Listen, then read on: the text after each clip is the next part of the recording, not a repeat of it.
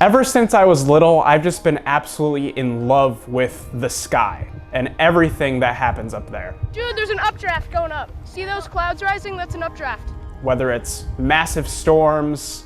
See the left to right motion? We gotta go. We have a funnel. Auroras. Well, that's the Northern Lights. Right above me. Even comets. I don't care what it is. I'm just in love with everything that happens in the atmosphere above our heads and beyond. I find it awe-inspiring, I find it fascinating, and nothing has shown me that more than when I saw the 2017 solar eclipse. I remember we were sitting on a beach for just a family vacation in Delaware, and the whole time I was just staring up at the sky with my little point-and-shoot camera. I had my little solar eclipse glasses over the lens so I wouldn't burn through onto the sensor, and I was just completely awe-inspired by what I was seeing. We were only seeing the partial phases, so we didn't get to see totality, but still that was something that stood out in my mind. So I knew at some point in my life, I had to see totality. It's on the bucket list. I had to check it off. In just a few years, I knew I'd have that chance. That is amazing. That is amazing. We've made it. Totality. Wow. Holy cow. I need photos. Preparing to make the trip down to totality was somewhat daunting. I wasn't just some little kid in Delaware anymore with my little point-and-shoot camera. Things had progressed now, and I wanted to capture this event to the best of my ability. I knew there were 3 photos I really wanted to get during the eclipse. The first one, of course, is your telephoto shot, zoomed all the way in on totality, so you can see all the close-up details. The next one I wanted to get was a wide-angle shot showing the entire landscape and how it had changed throughout totality. And third, and most difficult, was going to be a shot on medium format film, which means once I took the photo, there's no going back. There's no redos. It's in the camera, and I'd have to wait for the film to come back to know if I got it right. But before we could take these images, we had to figure out how we were going to get ourselves to the path of totality. Millions of people were expected to be on the roads. The cloud forecast wasn't looking super promising. How were we gonna pull this off? The eclipse was only a week out, and me and my dad knew we had to figure something out pretty fast. By some miracle, we managed to find the one hotel left in the entire country, and it was right on the totality path, right in the spot where it seemed like clouds were gonna hold off. It was a peace of mind because I think the drive in the morning would have been a little brutal to try to leave from Wisconsin, drive to Indiana, and back all in one day was going to be epic adventure, I guess, or a total headache. So for where we stayed and what we paid, not so even, but we were there, so. The inside of our car looked more like we were preparing for a hurricane evacuation. We had toolkits, spare food, gas cans, you name it, we had it. I figured if we had it, we wouldn't need it. If we didn't have it, we probably would need it. Plus, with all the people, these small towns, not really sure how the infrastructures and stuff like that was going to be able to handle it. So, if there were really going to be over 1 million people stuck in a traffic jam all trying to get to the path of totality, we wanted to be the most prepared people in that line of cars.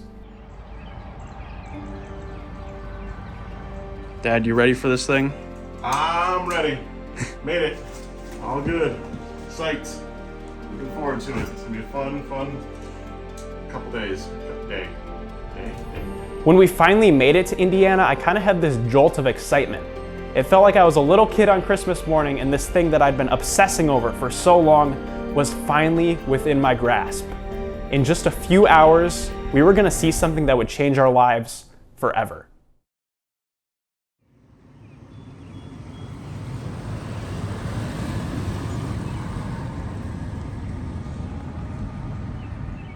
We were the very first ones to leave the hotel in the morning because we were for sure that there was going to be a huge mob of people following down the highway, all trying to fight for spots to see the eclipse. But when we got to our spot, there was no one around for miles. It was just me, my dad, and a few of our friends. Well, we've made it. Central Indiana, the middle of a field in the middle of nowhere. In a few hours, that should be blocked by the moon, and we'll have a great view of it straight off the field this way. A lot of waiting, a lot of anticipation, watching clouds kind of come and go, getting a little nervous, like is it going to be the weather going to be perfect for us during the day with the clouds kind of coming and going, a little nervous, like is it going to be as clear as it was in the morning, but it cleared out and was a beautiful day. Alrighty, well, we've made it. Made it to our viewing spot. Clear skies. We've made first contact with the moon and the sun. Just a waiting game now. We have about a little over an hour until totality gets here, and I have a feeling that things are going to get a little funky, but it's going to be cool to see. As the time towards totality kept counting down, the only thing on my mind was the photos I wanted. I had a little checklist I kept running through. Here were the photos I wanted. Here's how much time I had at each camera to take my photo. All right, here we go. It's getting there. It's so close. The darkening of the sky was very, very subtle. It almost felt like there was some higher power above us with a little dimmer switch, and throughout that hour, just kept getting lower and lower and lower, until eventually this moment I had waited so long for was just seconds away, and it was time to get to work. You can see it like slowly starting to fade on the camera, that little sliver. 60 seconds. Getting smaller. Observe for shadow bands. Holy cow. It is weird. It's so weird. It's like a storm is rolling. Yeah. It was something. It was pretty cool to see, just the anticipation and then it happening, and you're like, this is something I'll never forget it. 360 What's sunset. that over there? Remove camera filters. Is that a plane? Camera filter's coming off.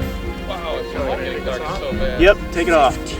See that it go from sun to a little darker, to start seeing the shadows coming across the ground, to all of a sudden it being basically close to nighttime.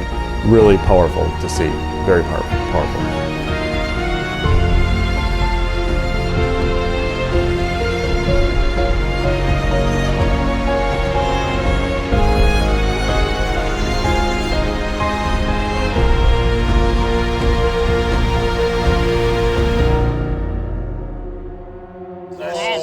Holy cow, I need photos. First photo I took was my telephoto shot. I already had that camera set up shooting video, so it was pretty easy to just stop the video recording, reset the settings, snap the picture, get my video back rolling on that camera. The next photo would be a bit more challenging.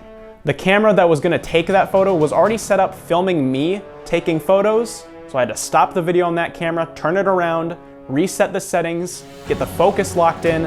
It took a bit more time than I wanted, but I got photo number 2.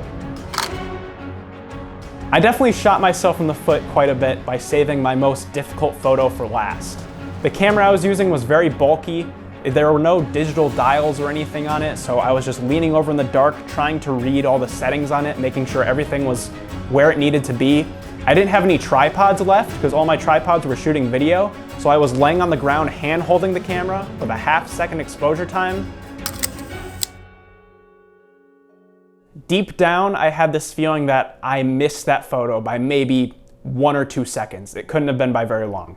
The worst part about film is I had no idea. Not until the film got developed and I eventually got the scans back 2 weeks down the road would I know if all that effort had paid off.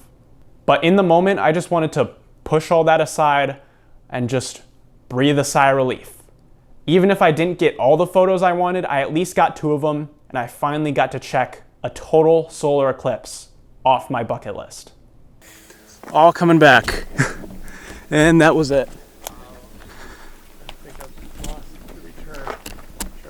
Oh well. It's fine. Wow. That was crazy. That was wild. Well, Dad, what do you think of that? Pretty darn amazing. pretty amazing. I think that's one of the better things we've seen. It's pretty cool. It's on the top of my list. All right, it is currently April 27th. It's been about 2 weeks since the eclipse, and I just got the email that my film scans are ready.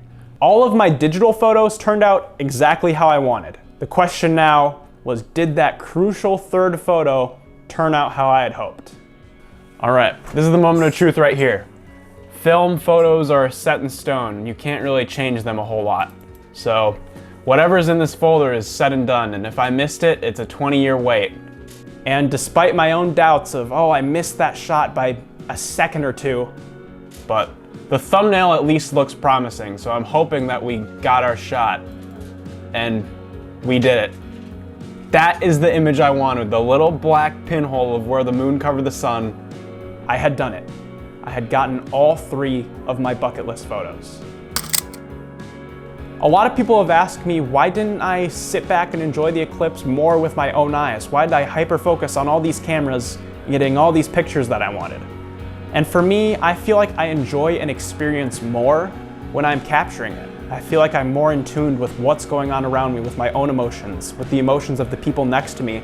Having that level of awareness of what's going on around me, I feel like 1, makes me a better photographer, and 2, I feel like I remember the experience more. I'm able to bring home this incredible physical piece of what I've just experienced and relive exactly how I was feeling in that moment.